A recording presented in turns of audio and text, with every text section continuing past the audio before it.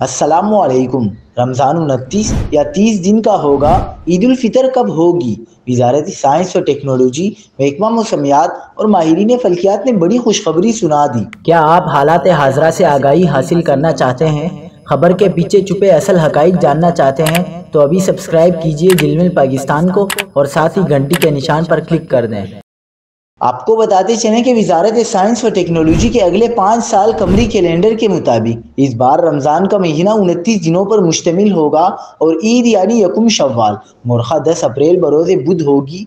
महकमा मौसमियात का कहना है कि इस बार रमज़ान के 29 रोज़े होंगे और ईद उल फितर मुतवक्के तौर पर 10 अप्रैल होगी। महकमा मौसमियात के साइंसी तज्ज़िये के मुताबिक शव्वाल का चांद 29 रमज़ान की शाम को नज़र आने के इम्कानात हैं। सोशल मीडिया पर एक 100 साल कदीम कैलेंडर गुज़िश्ता कई दिनों से गर्दिश कर रहा है।